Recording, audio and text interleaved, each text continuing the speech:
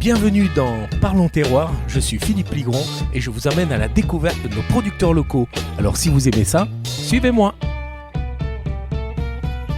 Bonjour à tous, nouvelle chronique Parlons Terroir, très heureux de vous accueillir aujourd'hui. Nous sommes en Valais, à Saxon précisément, pour découvrir un univers assez mystérieux, proche de l'autoroute d'ailleurs, c'était assez facile de trouver, ce qui change un peu des habitudes dans Parlons Terroir où on se pomme une fois sur deux. Bref, je suis ici à plein air, on va découvrir de quoi il s'agit. Nous sommes chez Robin Dorsa. Salut à toi Robin. Salut Philippe. Alors Robin, nous sommes ici dans ta serre où il fait une chaleur absolument étouffante et tu as ici créé une petite piscine pour te rafraîchir, mais qui malheureusement est toute verte. Qu'est-ce qui s'est passé? On dirait la piscine à mon père en fait. Effectivement, alors on a des piscines dont l'eau est à 33 degrés, toutes vertes. Et en fait, c'est parce qu'elles sont remplies de spiruline. La spiruline, c'est quoi la spiruline? La spiruline, en fait, c'est une microalgue. En vrai, c'est une cyanobactérie, pour faire compliqué. C'est une bactérie qui fait de la photosynthèse. Donc en fait, elle est entre le monde du vivant et du végétal, d'accord, de l'animal et du végétal. Et du coup, en fait, elle va réussir à faire de la photosynthèse et se répliquer grâce à la chaleur du soleil et à l'énergie solaire. Et ça se passe dans ces bassins-là. Exactement. Mais donc là on voit pas d'animal, on voit une eau un peu saumâtre comme ça, qui n'a pas forcément d'odeur d'ailleurs, c'est assez surprenant. Et puis, il y a ces algues qui sont en micro-suspension, mais alors c'est tout petit alors. Effectivement, alors c'est microscopique, on parle de l'ordre du micron, donc elle fait 50 microns de taille. Et il y a des milliards et des milliards de spirulines dans notre bassin. Et là, justement, on a créé, comme tu peux voir, un petit courant. Et en fait, elle doit toujours être en mouvement afin d'alterner entre repos et photosynthèse pour se répliquer. Alors c'est là qu'on a créé ce petit courant avec des petites pompes et dans les autres bassins avec des roues à aubes. D'accord, donc là ça n'a rien à voir avec la spiruline que j'ai eu la chance déjà de découvrir dans le cadre de mon travail de cuisinier, qui étaient des petits granulés comme ça, on a même de la poudre. Là c'est inutilisable dans cet état-là. Oui, effectivement, dans cet état-là, alors là, elle est juste dans son milieu de vie, qu'on appelle ça. En fait, elle va se répliquer gentiment. Et lorsque la densité de spiruline dans notre milieu sera assez grande, assez dense, du coup, on va pouvoir passer à l'étape de la filtration. Ce sera la première étape de la production. C'est-à-dire filtration, c'est-à-dire qu'on va retirer toute l'humidité et garder ces micro-algues comme ça dans une étamine en fait. Effectivement, là devant toi tu as les tables de filtration. Donc on va pomper l'eau du bassin à travers ces grosses tables. C'est des gros tamis. En fait, il faut se représenter ça comme la production de fromage. En fait, on va concentrer notre spiruline dans ces gros tamis. Et puis l'eau de milieu de culture va retourner au bassin. Donc là, on a l'impression qu'on va consommer beaucoup d'eau, mais en fait, c'est une culture qui est éco-responsable parce qu'en fait, elle va jamais perdre l'eau. On va juste compenser l'eau de l'évaporation. Et du coup, c'est assez génial comme culture. Donc rappelons-le, parce que là pour certaines gens dont je fais certainement en partie aussi le lot de chacun, nous sommes ici dans une entreprise qui s'appelle Plein Air, en compagnie de toi Robin Dorsa. Nous sommes à Saxon en Valais, je le rappelle, et toi tu produis une algue qui s'appelle la spiruline, qui est sous forme de micro, on dirait de la poudre verte comme ça, dans une eau presque saumâtre, non ? On peut pas dire ça comme ça? Oui, on peut dire exact. C'est très très bien résumé, effectivement. Mais c'est quand même insolite. Il me semble qu'en Valais, on ne produit pas que des abricots et du vin. On produit aussi des choses assez insensées quand même. Qu'est-ce qui s'est passé? Pourquoi la spiruline? À la base, on est dans la viticulture, dans les vignes. Et en ce moment, c'est vraiment la grosse crise. Et du coup, on a toujours cherché avec mon père des cultures alternatives. On s'est toujours gardé l'esprit ouvert. Et puis cette spiruline, moi, durant ma formation, je suis tombé dessus à tout hasard et j'étais clairement convaincu de tous ses bienfaits, même de la méthode de culture qui était vraiment écologique. Et c'est pour ça que je me suis lancé dans ce gros défi, quoi. Alors cette spiruline, on l'a compris, ça va être à usage alimentaire essentiellement, beaucoup pour la santé. D'ailleurs tu as un petit peu le physique, pas comme moi. Et la spiruline c'est vraiment quelque chose, un produit qui est intéressant pour la santé humaine et sportive. Alors effectivement, elle est de très haute valeur nutritive. Il y a l'Organisation mondiale de la santé qui disait que c'était un des aliments qui sera du futur à compter dessus. Typiquement même la NASA fait des recherches pour des vols habités sur Mars, donc ce sera on va encore en entendre parler dans le futur. La spiruline, elle est tellement à haute valeur nutritive qu'en fait rien que le fait de la consommer, eh ben, elle va avoir un côté boost en comblant les manques qu'on pourrait avoir dans notre alimentation quotidienne. Moi, vu mon alimentation riche, je ne pense pas que j'ai des manques, mais c'est assez marrant en t'écoutant parler, je me dis, mais finalement, l'humanité commence à retrouver une certaine humilité, car si je remonte un petit peu dans mon passé historico-culinaire, je me rends compte qu'en fait, les Romains utilisaient déjà, pas la spiruline, mais utilisaient des algues qui faisaient sécher. C'est d'ailleurs pour ça qu'ils foutaient un peu sur la gueule à tout le monde et qu'ils gagnaient pas mal de bagarres, parce qu'ils arrivaient les premiers sur les sur les champs de bataille, ils avaient le temps de préparer, construire des fortins, car ils ne s'embarrassaient pas avec toute une série d'animaux qui permettaient de sustenter la troupe, puisqu'ils se nourrissaient essentiellement de chips d'algues séchées. Donc c'est vraiment si bien que ça, quoi. Effectivement, et même on peut remonter même encore plus loin. Les Aztèques, on a des traces où les Aztèques en consommaient.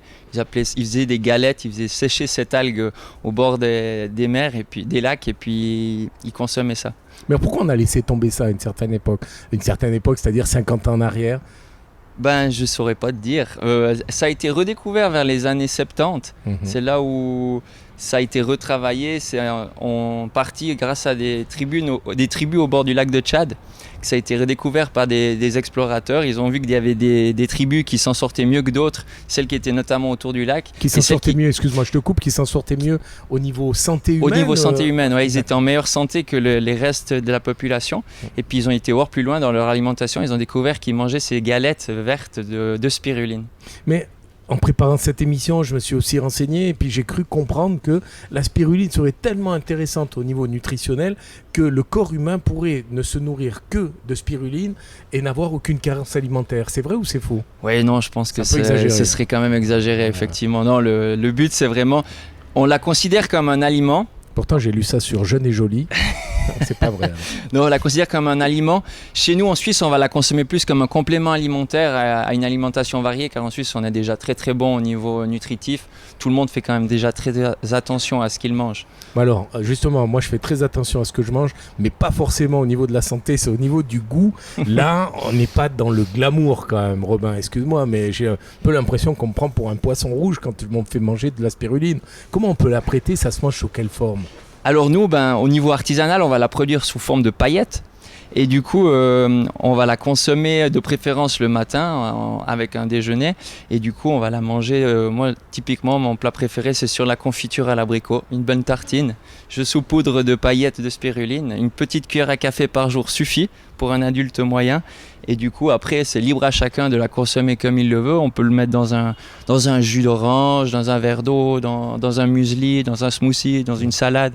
Ouais, les applications sont très très grandes. Donc toi, tu mets de la spiruline sur les abricots valaisans, j'imagine. Donc là, c'est une sorte de parjure pour un valaisan que de faire ça. Mais moi, franchement, je l'ai goûté, cette spiruline. Ça a une drôle d'odeur quand même. Et puis quand on commence à la mettre en bouche, on se retrouve avec une sorte de pâte à l'intérieur de la bouche. On a les dents vertes pendant à peu près 2 heures. C'est ça la spiruline, ou est-ce qu'il y a encore d'autres manières de les préparer? Non, alors au niveau paillettes, c'est pas ça. Les paillettes, en fait, en saupoudrant, on va moins sentir le goût quand même. C'est clair que c'est un goût un petit peu salé, un peu iodé, comme ça. Mais à côté de l'abricot, typiquement, ça va cacher un tout petit peu ce goût et ça va être exceptionnel au niveau gustatif. Alors, au niveau nutritionnel, tu nous dis que ça apporte du plus parce que ça comble certains manquements à notre alimentation. Mais franchement, là, c'est pas un peu du bluff ou est-ce que c'est vrai? Je veux dire, à nouveau, dans ce magazine que je lis tous les jours, on me dit oui, ta vie va changer si tu manges des algues et ceci et cela. Mais est-ce qu'on n'est pas en train d'en faire des caisses parce que c'est une mode? Moi, je pense pas que c'est une mode. J'ai été clairement convaincu, rien qu'au niveau scientifique, c'est déjà prouvé que rien qu'en consommant 3 grammes de spiruline par jour, votre taux de fer dans le sang va augmenter. Donc c'est prouvé scientifiquement. J'ai eu beaucoup de médecins qui sont venus visiter l'exploitation, voir analyser aussi, regarder les analyses du produit fini pour voir si ça jouait.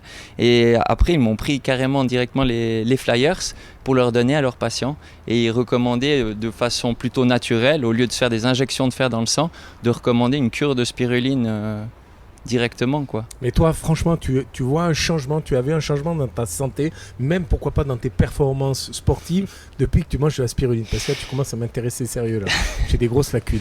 Alors non, Robin. je ne suis pas sportif d'élite, mais par contre j'ai eu beaucoup de retours de sportifs d'élite. D'ailleurs, un de mes ambassadeurs, c'est Sébastien Reichenbach, champion de cycliste, et il en consomme mais à l'appel quoi. Il a arrêté donc les substances que prennent les cyclistes normalement.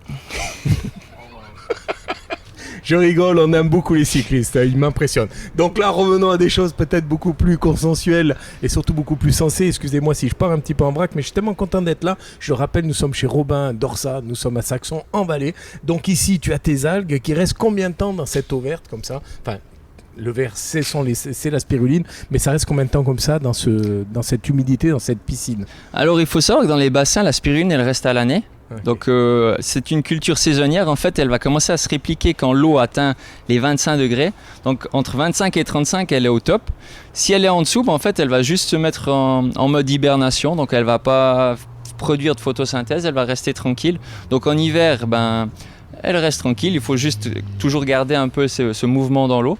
Mais en fait on a une culture saisonnière qui débute en avril et finit en octobre ici en Valais, grâce notamment à la qualité de notre ensoleillement, et ça on a beaucoup de chance. On va bouger, on va essayer de la faire en itinérant, c'est-à-dire qu'on va aller plus loin. Là, on a récolté, on imagine que nous avons passé cette mixture comme ça à travers le tamis assez fin, hein. C'est assez impressionnant. Tu as récupéré, ça doit faire une sorte de pâte verte, c'est ça? Exactement, une biomasse verte, on appelle ça. Une biomasse verte. Alors, en suivant cette biomasse verte, et allons à la prochaine étape, et surtout, ça nous permettra de se rafraîchir parce qu'il fait une chaleur de malade ici. Magie de la radio et du web, nous avons un claquement de doigts fait pas mal de trajets, hein. Nous avons fait à peu près 2,50 m. Nous sommes dans ton laboratoire, un laboratoire assez bizarre, hein. En tout cas c'est tout clean, on voit que c'est très très propre. Il y a aussi un souci au niveau de l'hygiène par rapport à ça, la préparation de la spiruline. Alors effectivement on est dans l'alimentaire, donc tout ce qu'on travaille c'est toujours en inox ou en plastique alimentaire, ça c'est clair et net. T'es contrôlé? Bien sûr, oui, j'ai les analyses qui suivent, et puis je suis en partenariat aussi avec Agroscope. Okay. On fait une collaboration scientifique avec lesquels ils m'analysent les produits, on travaille bien ensemble. Ensuite, ici, bienvenue dans le laboratoire. En fait, alors oui, il faut qu'il se fasse frais. La spiruline, une fois qu'elle est sortie de son milieu, on fait hyper attention à tout ce qui est bactériologique. Donc, on doit à chaque fois tout désinfecter et puis aseptiser, quoi. Après, on est bon pour travailler. On a les gants, on a le bonnet alimentaire, quoi. La Charlotte, effectivement. Donc là, nous sommes dans ton laboratoire et puis tu as un frigo derrière toi, c'est pour mettre ton petit fendant. Pour faire l'apéro, ou tu mets quoi dedans? Non, alors là, c'est notre spiruline que j'ai mis au frigo en attendant la prochaine étape. Alors en fait, quand on a notre biomasse qui sort du bassin... Donc la biomasse, c'est cette pâte de spiruline, hein, voilà. Cette masse verte que tu as passée à travers une étamine. Effectivement, exactement.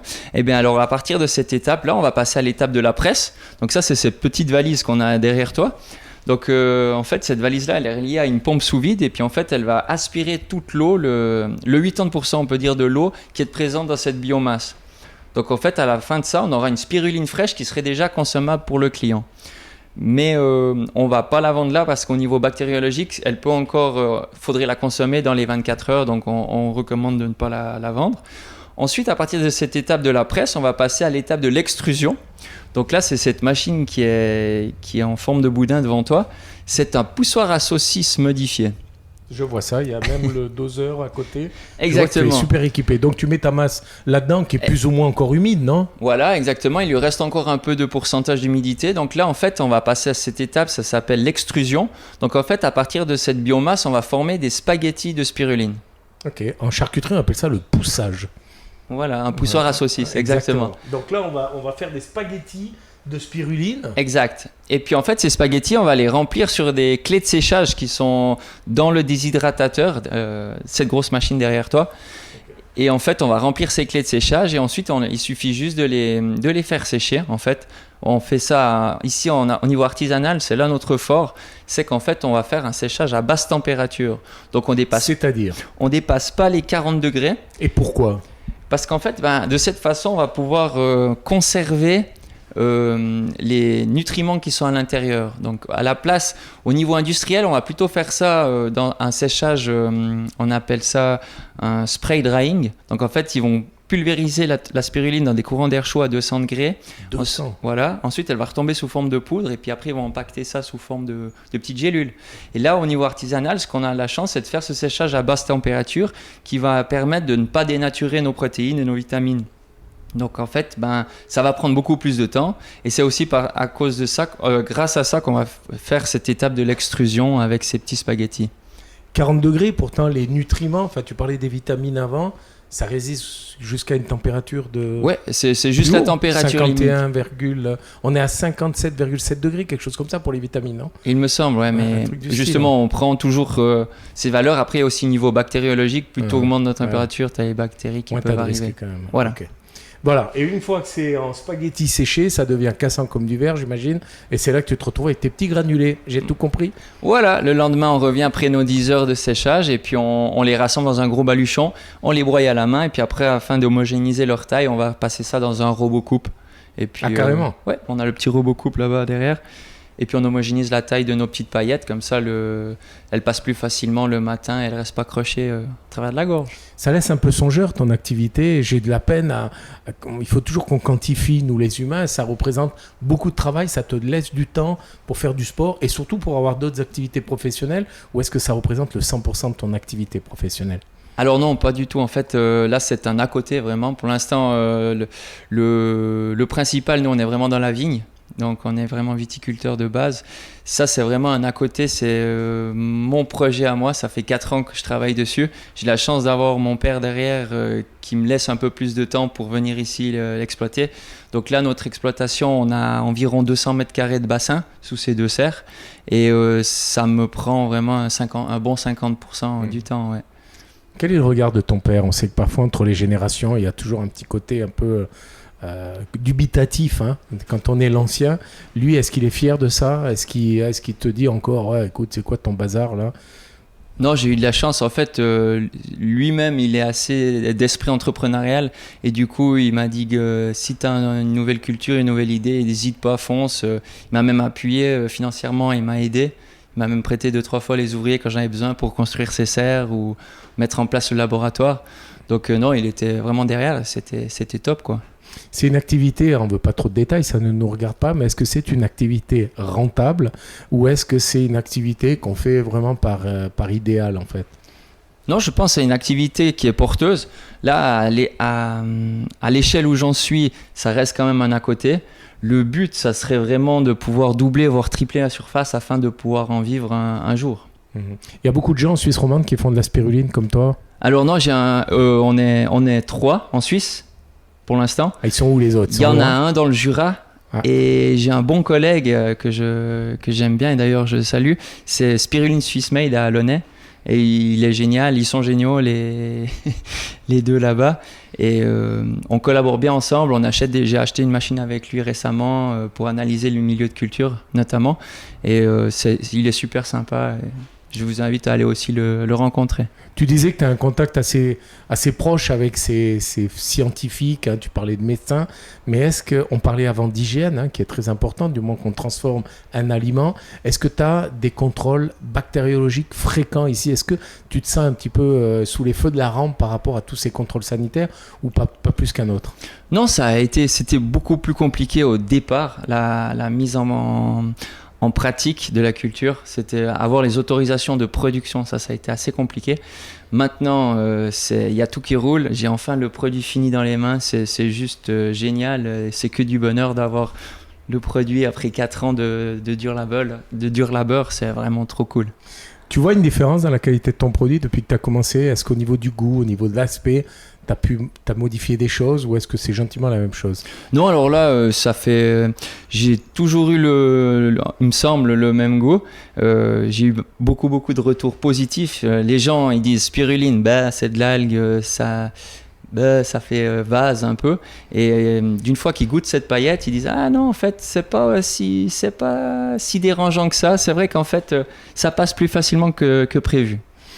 Des recettes un petit peu insolites du retour de tes clients, parce que tu nous as dit juste avant, on peut les mettre sur les céréales au petit déjeuner, etc. Mais est-ce qu'il y a des recettes insolites qui te sont revenues en retour de la part de tes clients? J'ai une spécialiste, c'est celle qui m'a fait le design. D'ailleurs, je la salue, c'est Gladys Ancet. Elle m'a fait le site internet, le design, le marketing du produit. Et elle est fan de petites cuisines comme ça. Elle a d'ailleurs, vous pouvez aller voir sur mon site internet, sur Spirune Valley. Elle fait pas mal de petites recettes. La dernière trouvaille, c'était des boulettes mi-sushi, mi-spiruline, assez spéciales. Et c'est bon, t'as goûté? Vraiment bon. Bon, tu peux dire c'est mauvais, elle nous entend pas. J'ai été convaincu, j'ai été convaincu. Bon, alors maintenant on a fait le produit c'est bien, on a vu tout le système de fabrication, mais c'est pas tout. On rentre dans la deuxième dimension qui est la vente, parce que maintenant c'est facile de faire un bon produit, mais il faut le vendre. Et ça, est-ce que c'est simple ou compliqué? Surtout que tu es dans un canton qui est quand même assez traditionnaliste, hein. On est fiers de ces traditions. Est-ce que là, c'est compliqué? Alors là, j'ai eu la chance parce que dès que mon produit a été fini, j'ai contacté Vallée Valise Promotion, la marque Vallée, et ils ont été juste géniaux avec moi. En fait, ils m'ont supporté, ils m'ont dit ouais, alors au départ, ils étaient direct derrière le produit, ils m'ont fait beaucoup de pubs. Et ça, c'était vraiment je suis assez fier d'avoir réussi à obtenir ce label, et puis ils m'ont vraiment aidé. Et du coup, après, ça a beaucoup parlé dans les journaux. Et du coup, en fait, avec la surface que j'ai, la quantité que je produis, j'ai pas tellement eu le temps, le besoin en fait d'aller faire du démarchage marketing ou autre. Et puis en fait, c'est clairement les magasins qui m'appellent pour avoir mon produit dans leur rayon, donc c'est juste génial, quoi. Alors typiquement, nous on est là par Régio Garantie, hein, le label Régio Garantie, marque Vallée. Est-ce que ça a été, tu le disais juste avant, ça t'a bien aidé, mais ça t'a aidé sous quelle forme? C'est-à-dire qu'ils te disent votre produit on le prend et ils te mettent dans un catalogue et ça te permet un peu de vendre ton produit à des endroits que tu n'aurais même pas imaginé? Oui, effectivement, c'est exactement ça, quoi. C'est tout juste. Donc c'est une plus-value alors en fait. Exactement, c'est une vitrine. Et puis derrière, il y a cette qualité, ce label de qualité, j'ai envie de dire. Donc les gens, ils savent qu'en achetant une marque Vallée, ils savent que le produit derrière, il y a le traçage du produit, ils savent que tout vient du Vallée et ils savent que les qualités, enfin les tests bactériologiques derrière, elles sont là. D'ailleurs, ça, ils sont venus tester et puis c'était tout en ordre, quoi. Alors on sait que dans ces labels qui garantissent une région, hein, comme marque Vallée, il doit y avoir un certain pourcentage du canton concerné, en tout cas de la région intéressée. Toi, tu en es à quoi comme pourcentage? Tu es maintenant à 100% valaisan ou est-ce que tu dois encore avoir affaire à des produits qui viennent d'un peu plus loin pour régénérer tes algues, je sais pas? Alors effectivement, le tout premier bassin que j'ai dû ensemencer, d'ailleurs je suis allé prendre chez mon collègue de Launay. Et ensuite, à partir de là, en fait, notre bassin est arrivé à maturité, on a pu le transférer dans le deuxième, dans le troisième et dans le quatrième bassin. Et puis maintenant, tout est valaisan, je prends tout en Valais. Donc tout est en Valais, mais tu as quand même dû aller à l'étranger, donc à Launay, dans le canton de Vaud au début. Ton produit, tu le vends sous quelle forme? Je le vends sous forme, en fait, on fait ça sous forme de cure d'un mois. Donc c'est un paquet de 100 grammes, d'accord? Ça correspond à une cure d'un mois pour le client. En fait, il va consommer une cuillère à café par jour, ce qui correspond à environ 3 grammes. Et puis, la cure en elle-même... La cure en elle-même, tu sais s'il y a des effets bénéfiques? Parce que là, tu nous vends du rêve, mais est-ce que tes clients, tu les vois devenir de plus en plus beaux? De plus en plus verts, même peut-être, hein? J'ai eu beaucoup de clients qui sont revenus et c'est déjà ça le plus important. C'est déjà ça. Ouais, c'est vraiment juste génial. Ils ont déjà commandé une fois, commandé 2 fois, 3 fois. J'ai même mis en place sur Internet un système d'abonnement, c'est-à-dire qu'ils payent une fois et ils reçoivent tous les mois le produit dans leur boîte aux lettres directement. Et ça cartonne, quoi. Ça cartonne. Ouais. Beau parcours en tout cas, mais en parlant de parcours, ça a commencé comment tout ça? Quel est ton parcours à toi? À la base, je suis prof de sport et de biologie. J'ai fait mon master à l'université de Fribourg. Et c'est venu comment cette passion pour le sport? Est-ce que tu as ton père qui te faisait courir derrière la voiture? Est-ce que tu as eu des profs de sport? Est-ce que tu as eu une passion pour un sport spécifique? Non, mon père, il me faisait ramasser les pommes quand j'étais petit. Donc, c'est aussi du sport. Hein. C'était compliqué. Il fallait les jeter dans la benne qui était à 45 mètres. Et puis, non, j'ai toujours voulu être prof de sport, la biologie à côté aussi. Et du coup, après, j'y manquait ce petit aspect entrepreneurial, un peu de challenge. Et du coup, quand tu as ton papa qui est devant, qui mène une grosse entreprise agricole, ça fait plaisir. Et d'une fois que tu passes du stade d'ouvrier agricole chef d'exploitation, là il y a tout qui s'embraye et c'est beaucoup plus intéressant, j'ai envie de dire. Et du coup là je suis parti directement à Zollikofen faire un deuxième master en système de production durable. Et c'est là où en fait je suis vraiment tombé dessus. La spiruline, j'en avais déjà consommé 1 ou 2 fois en tant que personne normale sur Fribourg.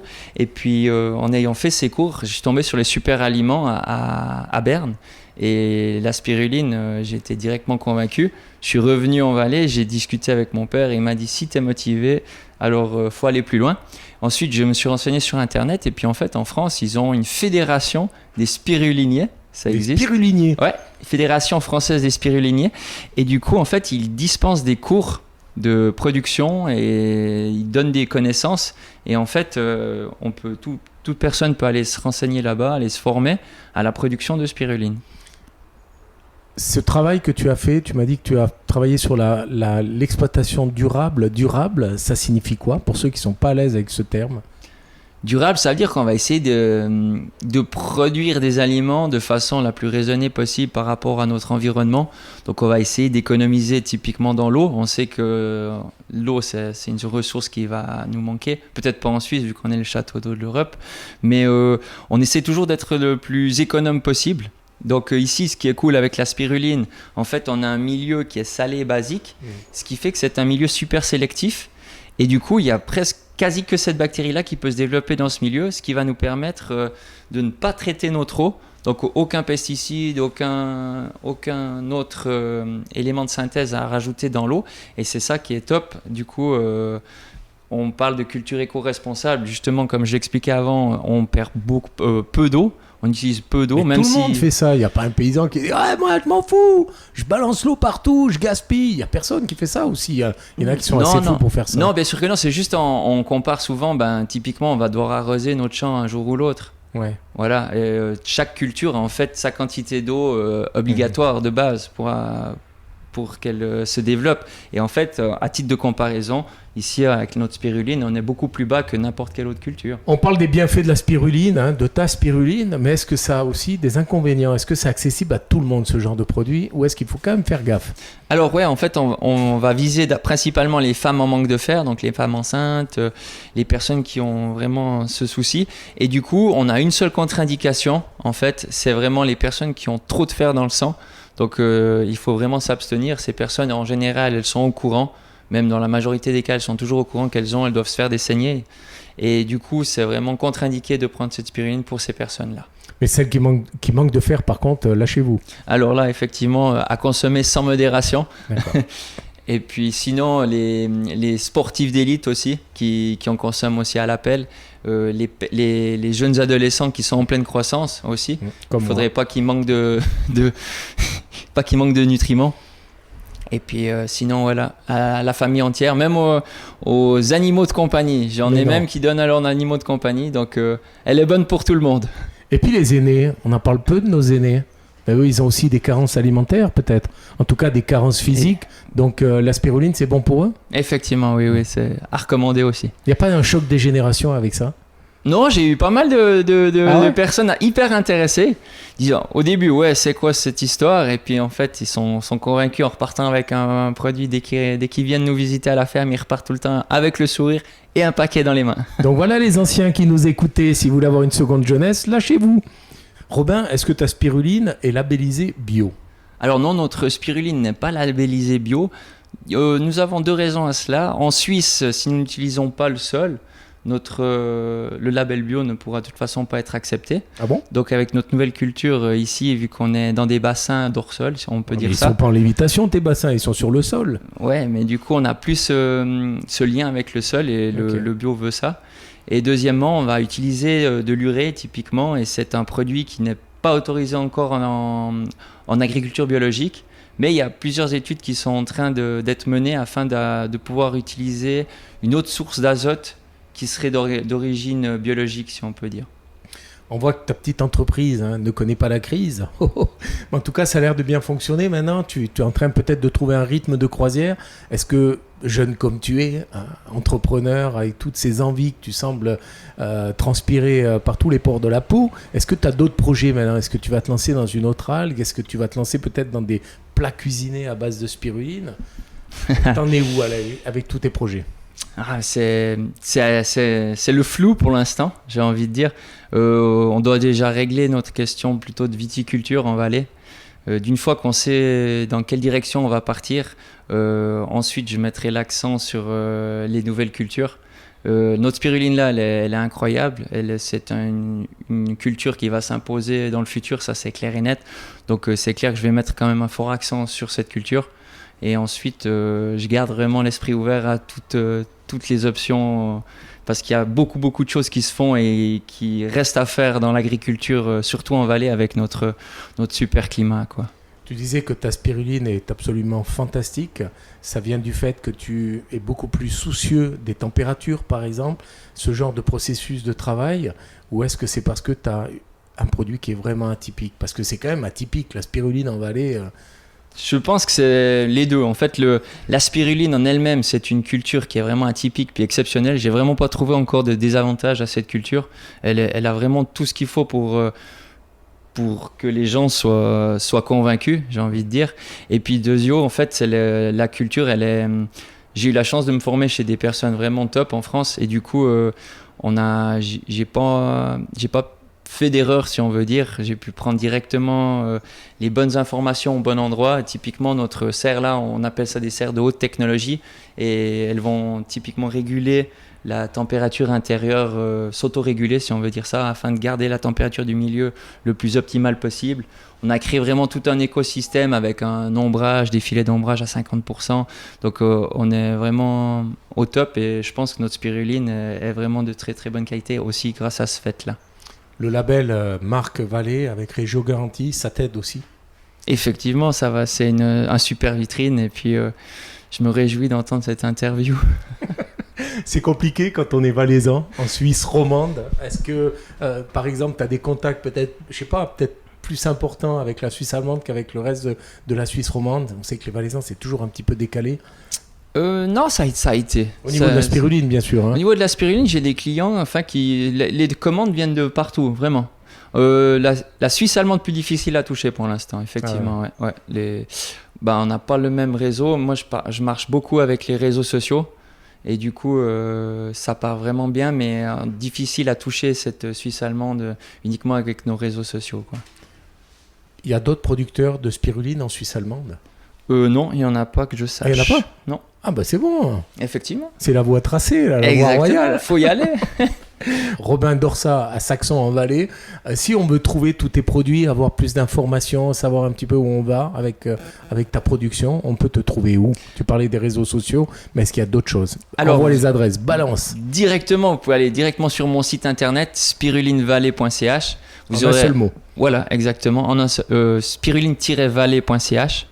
Et vous aurez vraiment toutes les informations. J'ai mis un maximum d'infos sur cette spiruline en français, en anglais et en allemand. Allez. Et sinon, on peut nous retrouver dans des magasins, les magasins bio qui sont sur Sion.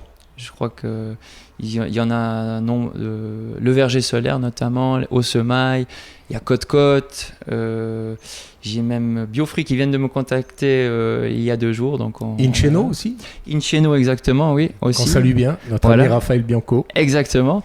On est à la Cavalet en Wananda. On est à plein d'endroits. Tout ça, c'est sur le site, j'imagine. Voilà, nos revendeurs, pas encore, mais on y travaille. On va rajouter toutes nos listes de revendeurs. Donc on est au top. Merci beaucoup, Robin. Merci à vous de nous avoir écoutés. Je vous souhaite une belle journée. Je vous retrouve tout bientôt pour une autre chronique de Parlons Terroir. À bientôt. Salut le Valais. Mais merci encore. Merci à vous tous. Vous êtes géniaux. C'est top. C'était Parlons Terroir, un podcast amené par Régio Garantie. Retrouvez-nous sur Spotify, YouTube et toutes les autres plateformes de podcast. Moi, je vous donne rendez-vous la semaine prochaine pour un nouvel épisode. Alors, croquez la vie à plein dents. Enfin, si vous avez des dents. Hein.